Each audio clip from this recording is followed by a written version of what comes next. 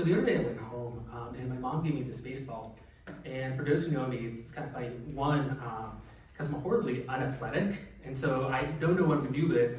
And two, I do not enjoy baseball at all. No offense to anyone who likes baseball, but I do not enjoy watching it at all. And so I really understand why my mom gave me this. But I've been tossing it around the last couple days trying to think of, it's crazy when you've done something for a long time and you're trying to figure out how do you encompass, 8 to 9 years of what you've done in an organization. And so I was trying to think of why I joined and what led me to this organization. And to be truthful with you, part of it was, so I went to a middle school that I really did enjoy, be it either bullying, be it weight, sexuality, or whatnot. And so I knew I had to make a decision if I wanted to survive, that I had to go to another community, another place. And so I decided I was going to transfer from the high school I was assigned to a different high school. And so, and it's not like college admissions, right, where you're trying to figure out, okay, what are the different colleges out there, or what are different high schools? Obviously, most people didn't do that. So I didn't really know where I was going to go. And so I was looking online, and I think this is somewhat the power of communications, particularly right now, is our local FBLA advisor at Potomac Senior High School at the time, in the Durham region, Mrs. Melissa Barquette, had an incredibly active social media page regarding her FBLA chapter. And particularly what stood to me was the travel they did. My family, I'm child Salvadoran immigrants. We never really went on vacation. I think the first vacation I ever went on was for spring break earlier this year. And so to see people being able to go to Chicago, Atlanta, and California, it was very fascinating. It was very appealing to me. And so in a way, you can say I kind of picked the high school I went to because of that feeling. And so I already knew before I even stepped inside my high school that I was going to do that organization. But one of the funny things about that entire journey and whatnot was, we just did a whole comparative events activity and whatnot. To be honest, that never really was what spoke to me. The funny thing about networking, I've told this to the friends who know me. Originally, I was a pre-commerce major at the University of Virginia. I went to a networking event and I hated it. I switched over to government because it's so much better. I said government is a much better degree. But that never really spoke to me either. What I always enjoyed was the creativeness of it.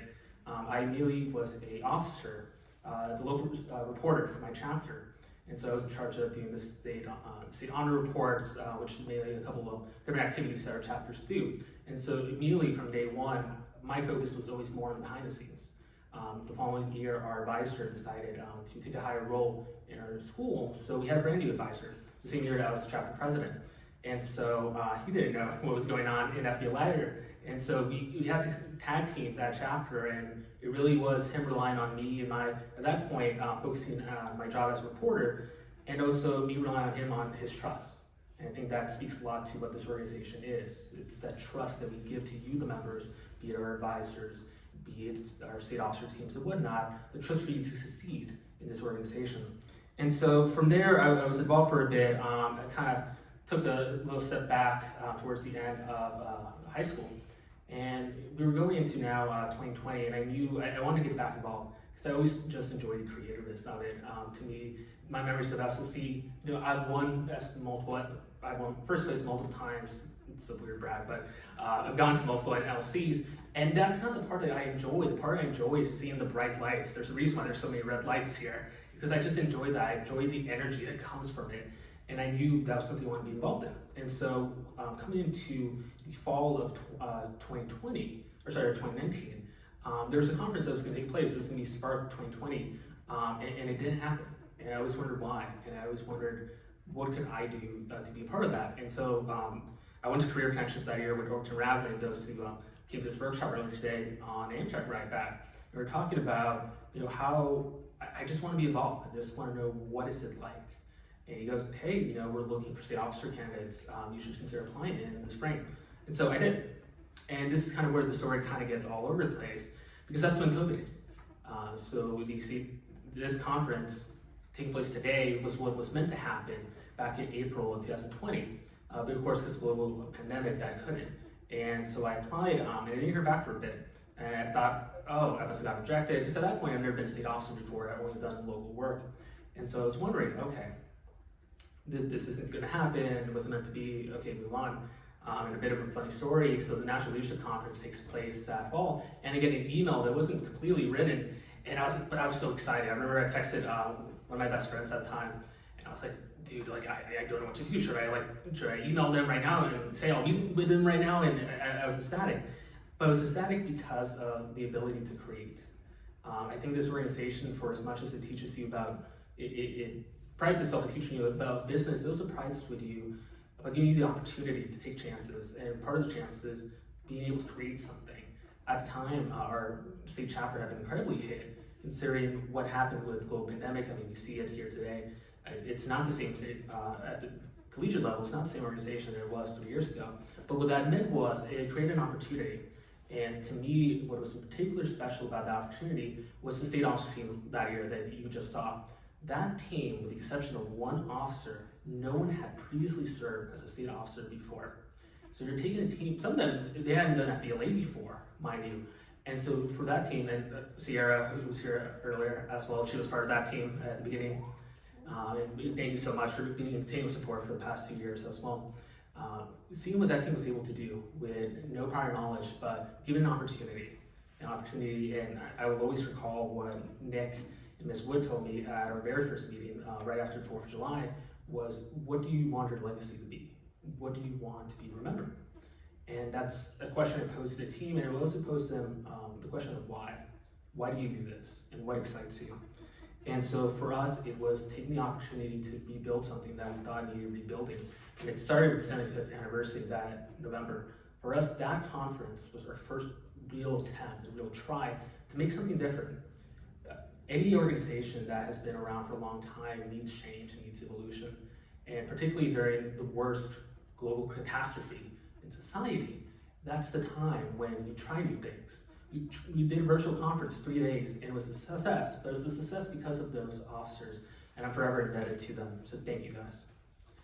So, moving on, then it came to my first SLC that last year. That was virtual. We recorded it over the course of 2 weeks, and to me, I just felt like a kid in a candy store, being able to create a moment there, particularly for, in a time where so much stuff was going on, personally and professionally. To have a chance to create something for people and get that enjoyment. We do these prizes and whatnot. Yeah, there aren't that many people competing here, but still, that's a moment, that's something you can put on your resume. That's something that you can improve your life, career, and whatnot. And so no matter whatever shenanigans happen, right, it's still a moment. And for me, being able to do that last year virtually was incredibly grateful. And so then it was time to make a decision of, did I want to run for nationals? And I would not have been able to do that with the incredible support of last year's officer team, as already mentioned, the support of our incredible advisors, Ms. Mills, the entire FBLA-PBL Foundation. But in doing so, it also provided an opportunity to really think about, what can we do for this organization? Part of how can we encourage this organization to continue to grow and support particularly students of marginalized communities who haven't previously had the opportunities in their local schools, or for whatever reasons, to be able to succeed. That's where FBLA and PBL can provide an opportunity for them. When it comes to our program itself, what can we do for you so that when you join this organization and you leave it, you have a better shot at whatever job prospect you want, or what be it. This is the organization that can create those opportunities. And that's what this organization can do. But in order to do so, we need you. We need this brand new officer team, and I love this officer team that we had this year, and I can't wait to see what this officer team does next year. But they need you. They need your dedication, your passion, your support, because the only way this organization is going to grow, the only way this auditorium is going to be full the next time you come to the Richmond Convention Center is because of what you do for this organization and what you've already done. So thank you. So now it's thinking about what comes next. Again, it's been a pleasure to be in this role for as much as I've been able to do it for the last 2.5 years, and leaving it in hopefully a better spot than I left it at. But to me, the biggest thing is just being able to do this conference itself. When I joined, the goal was to do an in-person SLC. We couldn't do it last year, but we were due this year, be it in whatever manner that we did it. I am forever grateful for that memory. There's a song, earlier today you heard in the montage, one of my favorite songs, that's Reach for Fire by Bill Phillips. And one of the other songs that I really love when I was a kid, I heard it when I was watching a fake sport when I was 4, was, on this day I see clearly, everything comes to life. On this day, it's so real to me. Everything has come to life. Another chance to chase a dream, another chance to feel alive. The last couple hours have been incredible, and I thank you so much for that opportunity. So there's some questions that remain for what comes next. But until then, in a way, the baseball is kind of a perfect metaphor for these last 2.5 years. In the way that, we never hit a home run while we were here, but man, did we get a couple good hits trying. Thank you. God bless you.